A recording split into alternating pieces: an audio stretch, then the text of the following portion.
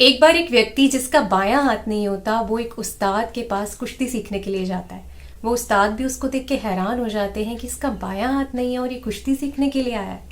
लेकिन उस उस्ताद के ऊपर बहुत सारा पॉलिटिकल प्रेशर होता है, क्योंकि जो व्यक्ति कुश्ती सीखने के लिए आया होता है उसका उनके साथ रिलेशंस होता है बड़े बड़े आदमियों के साथ, इसलिए उस्ताद को उसको कुश्ती सिखानी पड़ती है। लेकिन उस्ताद उसको कुछ महीनों तक सिर्फ एक ही दाव सिखाते हैं और उनके साथी भी हैरान होते हैं कि इसको रोज़ एक ही दाव सिखाया जाता है। कुछ और महीने बीत जाते हैं फिर भी उसको वही दाव सिखाया जाता है। कुछ दिनों के बाद, कुछ महीनों के बाद उस गांव के अंदर एक कुश्ती कंपटीशन होता है जिसमें उस्ताद जी सबसे पहला नाम उसी व्यक्ति का लेते हैं जिसका बायां हाथ नहीं होता कि वो ये कुश्ती लड़ेगा। सभी हैरान हो जाते हैं, वो खुद भी हैरान हो जाता है कि मेरा तो बायां हाथ नहीं है, ऊपर से मैं दुबला पतला हूँ और मुझे आता भी एक ही दाव है, मैं ये कुश्ती कैसे जीतूंगा। जैसे तैसे जब कंपटीशन स्टार्ट होता है तो देखा जाता है कि वो व्यक्ति जिसका बायां हाथ नहीं होता वो कुश्ती जीत जाता है। वो भी हैरान होता है, बाकी सब भी हैरान होते हैं। ऐसे ही उस कुश्ती के और लेवल्स जो है वो आगे आते हैं और वो सब में जीतता चला जाता है और सोचता रहता है कि मैं तो एक तो दुर्लभ हूँ, मेरा बायां हाथ नहीं है और ऊपर से मुझे एक ही दाव आता है।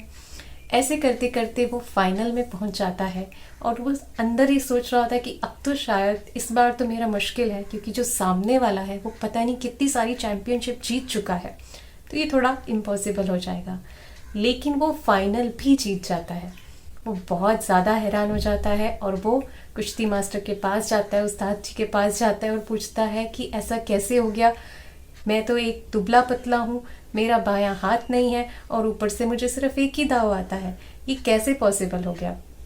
तो वो उस्ताद जी उसको कहते हैं कि मैंने तुम्हें वो दाव सिखाया है जिसे पकड़ने के लिए तुम्हारे बाएं हाथ की ज़रूरत पड़ती, मतलब तुम्हें बायां हाथ पकड़कर वो नीचे पटक सकता था। जब भी तुम वो दाव खेलते हो उसके लिए बाएं हाथ का पकड़ना बहुत ज़रूरी होता है सामने वाले पर्सन के लिए, और जब भी तुम्हारा वो हाथ पकड़ने जाता था तो तुम्हारा हाथ होता ही नहीं था, इसलिए तुम उसको ओवरटेक कर पाते थे ईजिली से।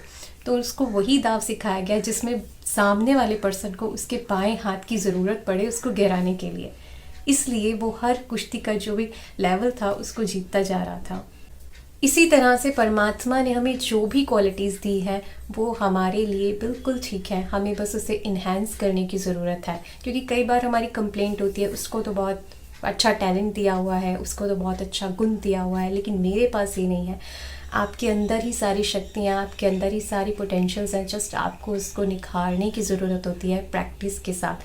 अपनी जो भी रिसोर्सेज हैं आपके साथ, जो भी आपके पास अभी स्किल्स हैं, उसको लेकर काम करना स्टार्ट करो, उसको इन्हेंस करना स्टार्ट करो, सब कुछ अपने आप होता चला जाएगा। हमें सिर्फ ग्रेटिट्यूड क्रिएट करना है और जो भी स्किल्स हैं उसको यूज़ करना स्टार्ट करना है, उसको इन्हेंस करना स्टार्ट करना है, तो हमारी भी सफलता निश्चित है।